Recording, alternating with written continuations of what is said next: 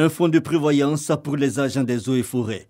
Après 2 années de réflexion et d'élaboration de travaux, 97 délégués, un conseil d'administration et un comité de contrôle ont pour mission apporter des solutions aux préoccupations sociales des agents.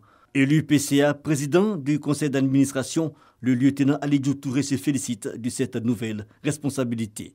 Pour nous, c'est une lourde responsabilité et nous sommes conscients de cette responsabilité-là. Nous allons tout mettre en œuvre pour que ce fonds-là puisse répondre aux aspirations des agents techniques des eaux et forêts de Côte d'Ivoire. Notre rôle, ce sera de veiller à ce que les textes, notamment les statuts et règlements intérieurs, soient appliqués à la lettre et que les procédures de gestion des fonds soient assurées de manière cohérente. Cheville ouvrière de la mise en place de cet instrument de solidarité, le ministre des Eaux et Forêts exhorte les responsables à une bonne gestion. C'est un fonds qui va être mis en place pour mettre les forces, je dirais, ensemble.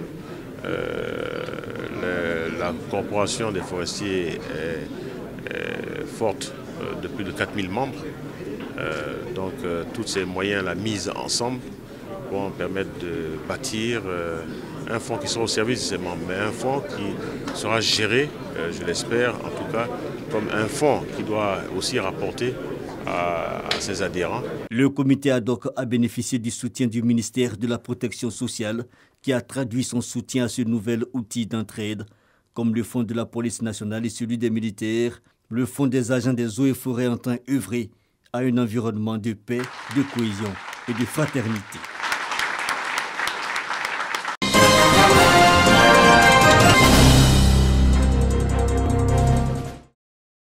Définir un projet d'auto-évaluation pour les pays africains afin d'améliorer leur politique emploi-formation des jeunes.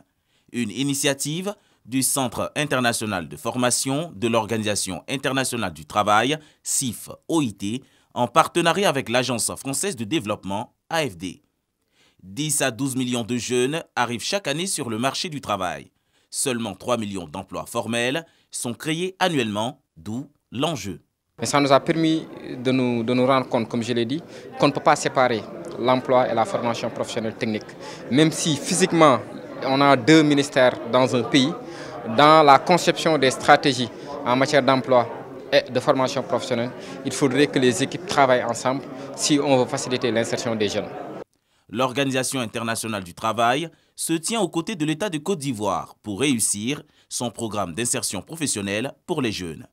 Ensemble, vous avez réfléchi sur vos défis, sur les recommandations qu'on pourrait tirer pour améliorer vos systèmes, pour pouvoir faire en sorte qu'on puisse atteindre dans chacun de vos pays les objectifs en termes d'emploi, de formation et d'insertion professionnelle des jeunes dans le monde du travail à travers un travail décent.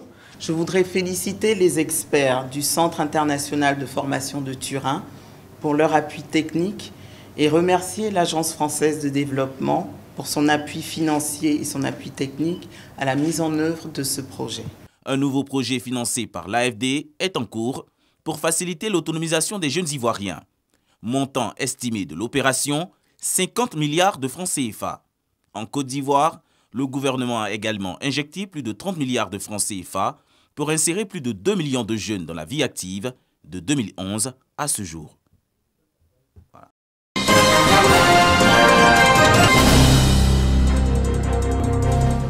C'est en mars 2021 que l'ex-présidente de la FENACOVICI, la Fédération nationale des coopératives du vivrier de Côte d'Ivoire, a tiré sa révérence. Depuis 1 an, Irielou Colette repose à Iriefla, son village natal, dans la région de la Maraoui. Enfants, frères, sœurs, amis, membres des coopératives du vivrier ont marqué ce jour d'une pierre blanche. Une messe d'action de grâce et de reconnaissance à la défunte s'est tenue à la paroisse Saint-Paul de Angré, lieu de prière de Irielou. Cette messe d'action de grâce, pour confier encore notre moment au Seigneur, pour tout ce qu'elle a fait pour la Côte d'Ivoire, pour nos familles, pour tous les orphelins, ceux qui n'ont pas d'abri. Elle était généreuse, elle ne triait pas, elle accueillait tout le monde. Des prières et surtout des témoignages pour saluer la mémoire de l'illustre disparu. Irielou Colette était mère de 2 enfants, Augustin, Marie-Clément et Angèle.